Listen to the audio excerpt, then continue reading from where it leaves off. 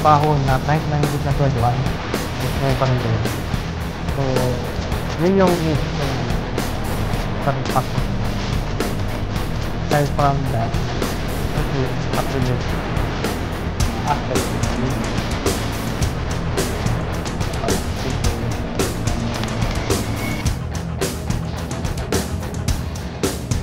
hindi lang ikaw kasi yung yung pinoproject mo. You're also carrying yung source of commission, kung anong organization ka, kung anong branch of government ka, and it will reflect dun sa kung anong organization na yun yung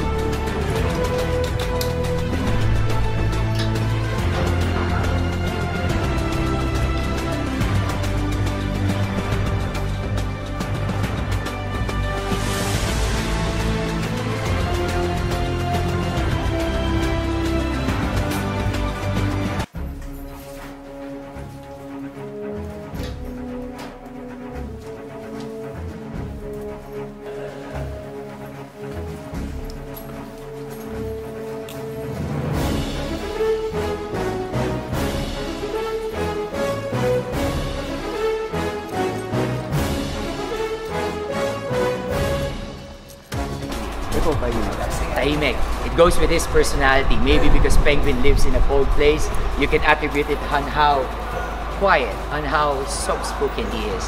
He doesn't say a lot, pero I see how concerned he is to his people. I can see his heart. I can feel it as his subordinate. So what I can say about Penguin, his contribution in the military is, I'd say, very hard to follow. I'd say it's worth emulating. It's very inspiring. It is somebody that a lot of us, the young generation, should actually take an example or should follow. Every time na siya yung flight commander or element lead, confident ako na matideliver namin yung mission. Lalo na pag nandyan siya kasi very mature, very serious. Tsaka paglipad, hindi ka kakabahan na kasama mo siya kasi tahimik lang siya. Si Colonel Seguin, very confident siya sa'yo na hindi ka niya tinatanong kung prepared ka or hindi. Alam niya prepared ka. Lahat naman kinakabahan pag ganyan. Pero meron lang akong, kung minsan kasi parang ituring mo na yung sarili mo paray na. Mawawalan ka ng kaba. Pero sa tingin ko, sa aking experience, pag nag-start na yung engine, wala na lahat yan. Kumbaga, sa simula lang, sa planning, parang pagpapunta ka sa pag-step mo sa aircraft.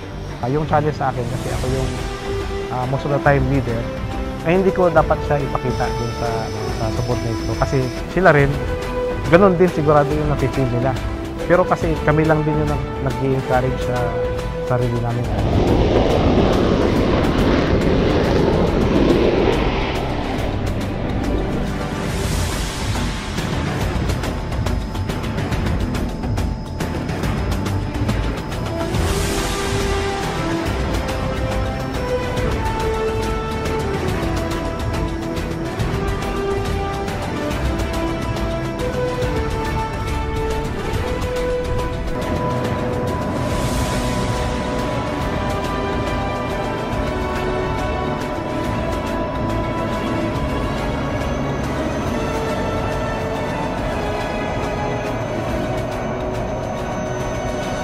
Importante siya dun sa Marawi 6 kasi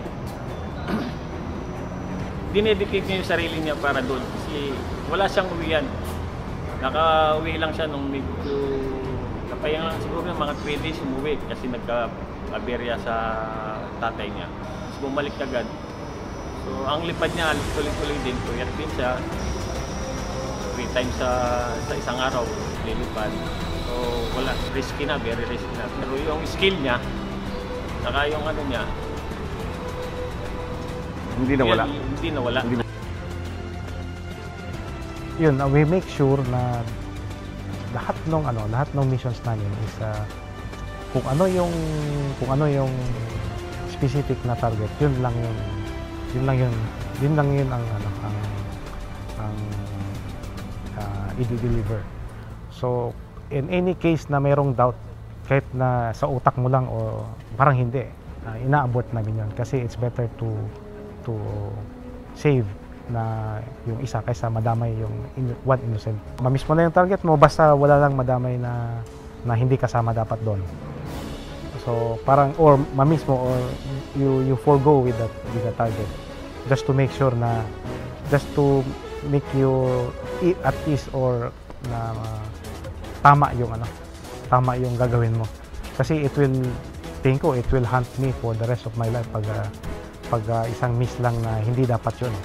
Parang nothing will, si God lang mag-absorb sa'yo siguro kung nagkamali ka ng gano'n.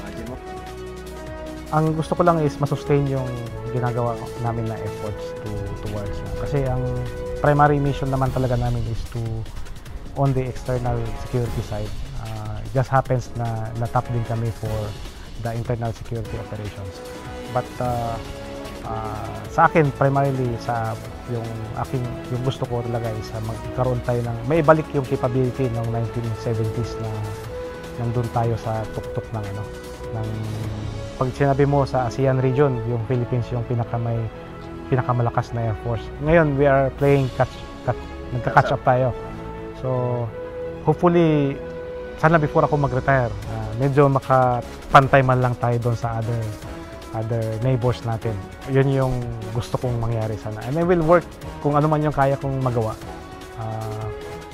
para makuha lang yun.